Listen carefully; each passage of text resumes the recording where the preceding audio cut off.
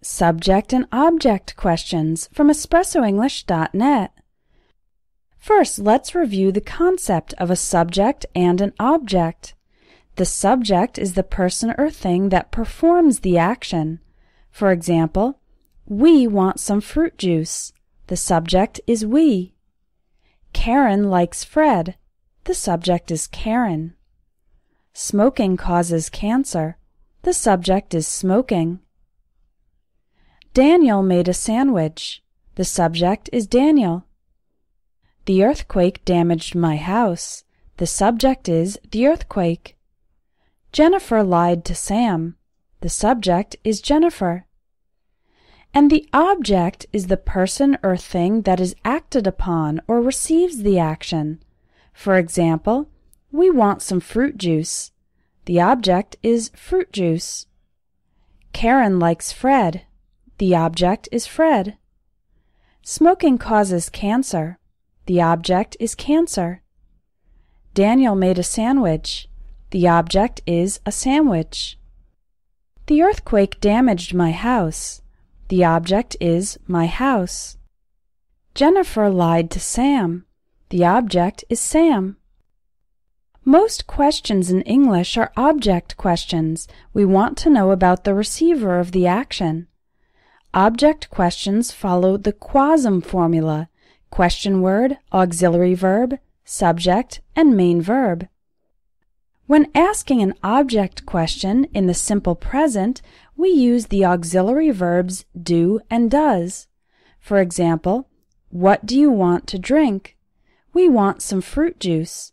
We are asking about the object, fruit juice. Who does Karen like? Karen likes Fred. We are asking about the object of Karen's affection, Fred. This is an object question, so we use the auxiliary verb does. What does smoking cause? Smoking causes cancer. Again, this is an object question. In the simple past, we use the auxiliary verb did with object questions. For example, what did Daniel make? Daniel made a sandwich. We are asking about the object that Daniel made. What did the earthquake damage? The earthquake damaged my house. Who did Jennifer lie to? Jennifer lied to Sam. These are all examples of object questions. We don't know the object, the receiver of the verb, so we ask about it. But sometimes we want to ask about the subject. We don't know the person or thing that performed the action, and we want to find out. This type of question is called a subject question, and subject questions do not use the auxiliary verbs do, does, and did. To form a subject question, use the question word who or what, plus the verb in the simple present or simple past, plus the object. Let's look at some examples. Who wants some fruit juice? We want some fruit juice. This question is asking about the subject. Who is taking the action of wanting the fruit juice? So we say who wants. Don't say who does want. That's incorrect. Here's another example.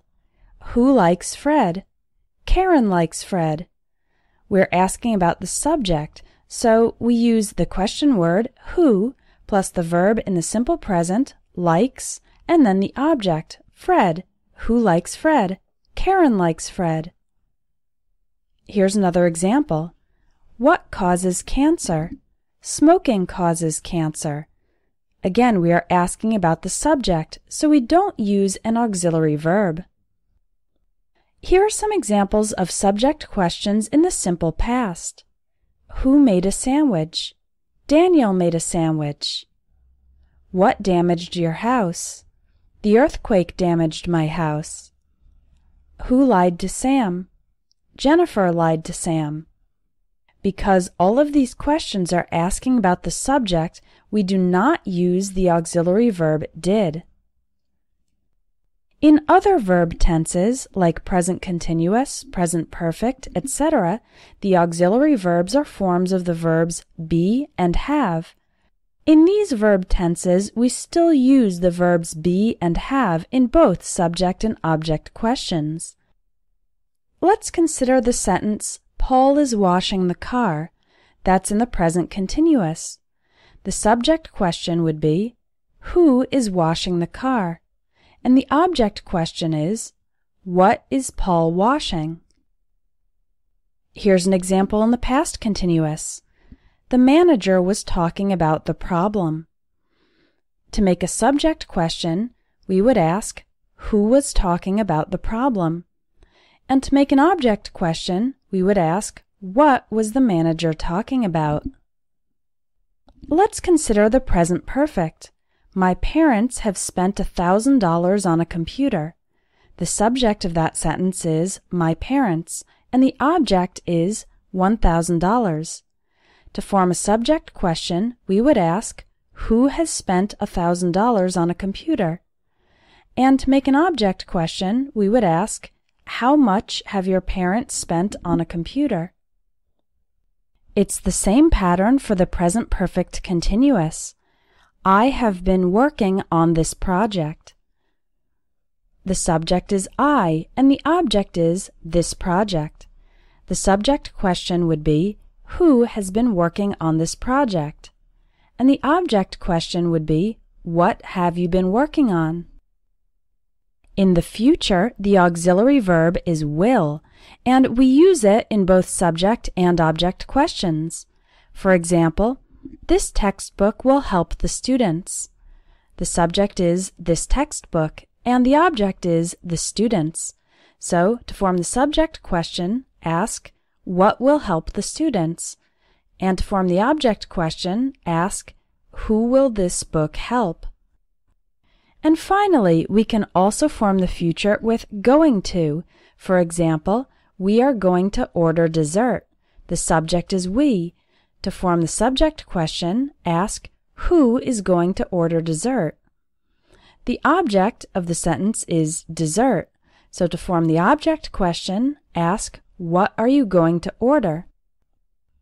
When you are going to ask a question in the simple present or simple past using who or what, ask yourself, am I asking about the doer of the action or the receiver of the action? If you're asking about the doer, the subject, then don't use do, does, or did. Ask, who wants fruit juice? Don't ask, who does want fruit juice?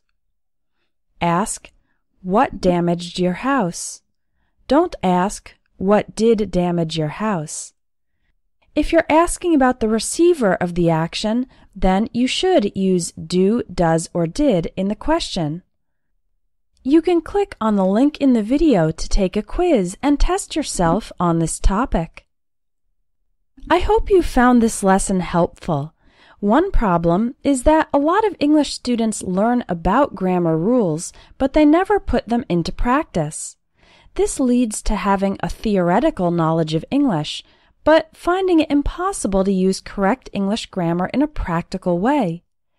That's why my Advanced English Grammar course includes both quizzes and writing tasks.